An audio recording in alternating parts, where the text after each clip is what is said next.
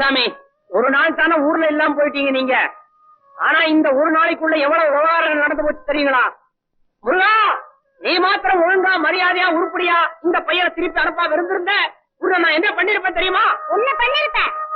என்ன பண்ணி இருப்பனா? கால்ல விழுந்திருப்பேன். முழுக்க ஒரு நாளாச்சு. வாங்க சன்னிதானத்துக்கு போவோம். வாங்க வாங்க வாங்க வாங்க.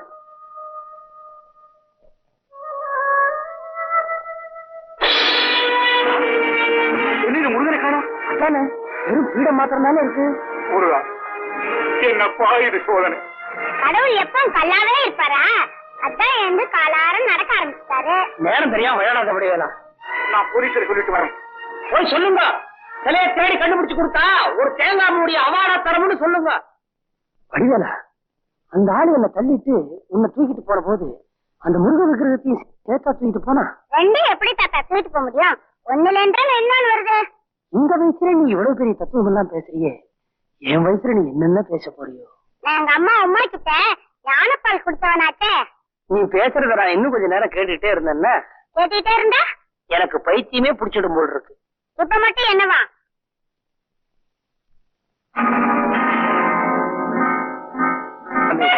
விக்கிரகம் கிடைக்கிற வரைக்கும் இப்படி சாப்பிடாமயே இருந்தா எப்படிங்க? நீங்க பட்டி கிடக்கிறதுனால நானும் பட்டி கிடக்க வேண்டியதா இருக்குங்க. திருட்டுத்தனமா தூடுக்கு பின்னாலே அங்க இங்க உட்கார்ந்து திங்கிறேன். சாப்பிடுங்க சாமி. அந்த வேலாயுதனே பூஜை இல்லாம நைவேத்தியம் இல்லாம இருக்கும் போது நான் எப்படி சாப்பிட முடியும்?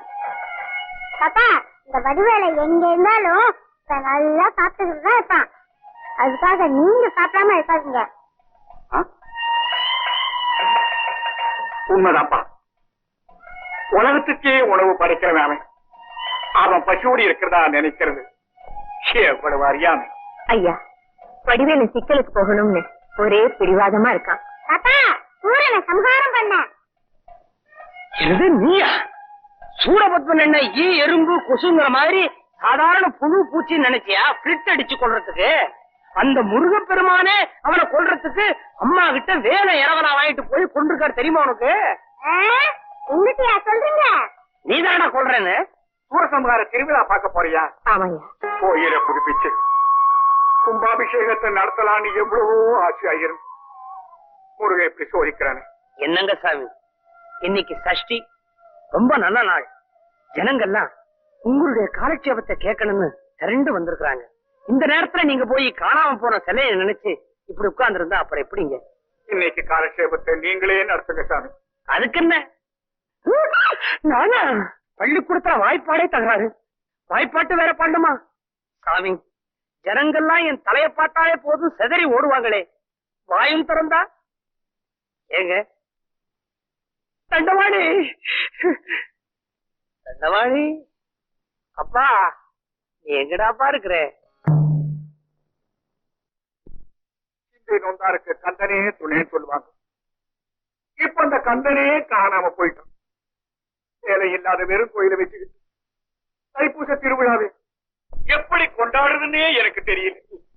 கோயில் விசேஷங்கள்லாம் இப்படி தடப்பட்டுக்கிட்டே போறது ஊருக்கு அவ்வளவு நல்லது இல்ல சுவாமி. இவ்வளவு சொல்றமே, நல்ல முறை மாதிரி காதை வச்சிருக்கிற, காதல உடல எழுந்திரிஞ்சு போய் தேட. எழுந்தா எங்க மூஞ்சூர் ஓடிடுமேங்கிற பயமா? உன் தம்பிய கொஞ்சம் தேடி கண்டுபிடிச்சு கூடப்பா. கணநாதா, முழு முதற் கடவுளே, எங்க மனக்குறைய தீர்த்து வைக்க மாட்டியா? எவ்வளவு கெஞ்சரும் இடிச்ச புள்ளையார மாதிரி ஒரே இடத்துல உட்கார்ந்து இருக்கிற. மொத்தத்துல நீ உன் தம்பி ரெண்டு பேரும் ரொம்ப அடம்பிடிச்சு விடுதாமா. உங்க அப்பா கிட்ட போய் சொல்றேன் இரு.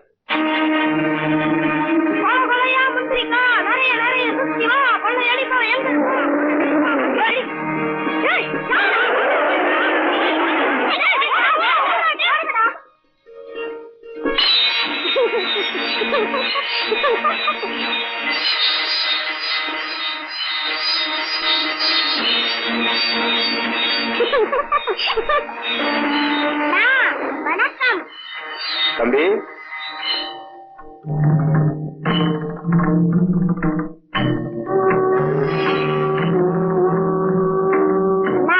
என்ன ஆசீர்வாதம் செய்யுங்க.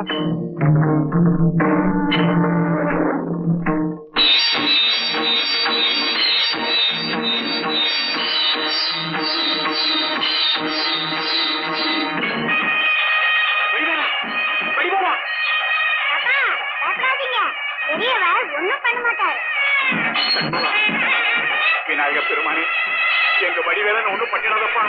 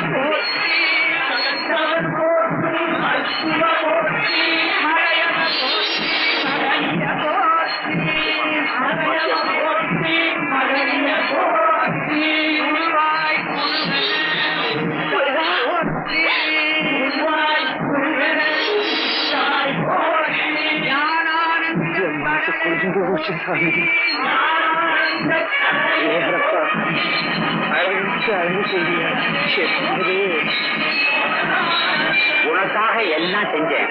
ஆனா அண்ணன் தம்பிக்கு ஆராதனை செய்யக்கூடாது. பெரியவர்கிட்ட கொடுத்துங்க, அவர் தீபாராதனை பண்ணுவாரு. நீங்க ஆசீர்வாதம் பண்ணுங்க, அது போதும்.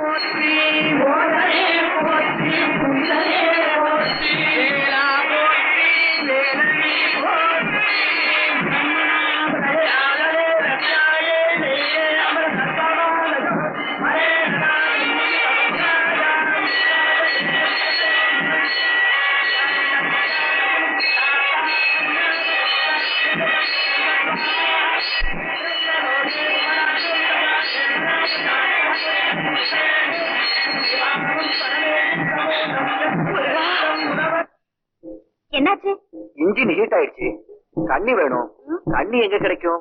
இருக்கும் வீடத்தை விட்டு இல்லாத இடம் தேடி எங்கெங்கோ அழுகிறார் ஞான தங்கமே. அவர் ஏது மரியாதடி ஞான தங்கமே. தம்பி, இங்க தண்ணி எங்க கிடைக்கும்? உங்க காலடியிலேயே கிடைக்கும். காலடியிலையா? ஆமா, ஆண்டவன் நம்ம காலடியிலேயே தண்ணி படைச்சிருக்கான். தேடுனா கிடைக்கும். இந்த சிறு பிள்ளைக்கு எவ்வளவு ஞானம். தம்பி, உன் பேர் என்னப்பா? வடிவேலன். அப்படின்னா நீ இப்படி பேசுறதுல ஆச்சரியமே இல்ல. தம்பி, இந்த காரு தண்ணி இல்லாம நின்று போச்சு. வடிவேலன் வழிகாட்டுவான், வாங்க.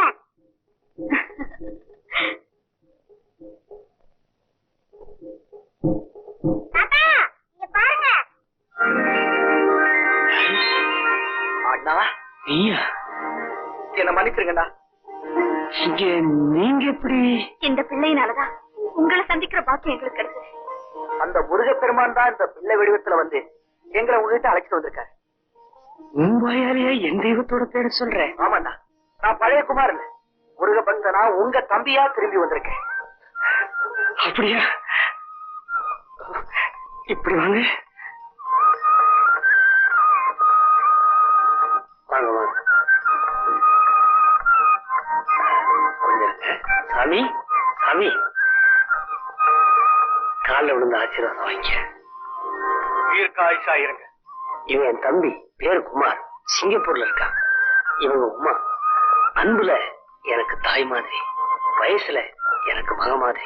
தாய் வைத்து பேர வடிவேல படிச்சுட்டி போய ஏற்கனவே தெரிஞ்சுது. எங்களை பம்பரமா ஆட்டி வைக்கிற பாசக்கயிறே இவன் தான். அம்மா, இவருடைய வாகனத்துக்கு ரொம்ப தாகமா இருக்கான், சீக்கிரம் தண்ணி கொண்டா. நீங்க இந்தியாவுக்கு சுற்றுலா வந்திருக்கீங்களா? இல்லைங்க, எங்களை பிரிஞ்சு வந்துட்ட எங்க அண்ணனை தேடித்தான் வந்தோம். இப்படி ஆண்டி கோலத்துல இருக்கிற இவரு சிங்கப்பூர்ல செல்வச்சிமானா வாழ்ந்தவர். அப்படியா? எங்க அண்ணோட இந்த நிலைமைக்கு ஆசைக்கு அடிமையா இருந்த நான் தாங்க காரணம். என் சண்டாளத்தனத்தினால கோடீஸ்வரா இருந்த எங்க அண்ணன் கட்டின வேஷ்டியோட இந்தியாவுக்கு வந்துட்டாரு.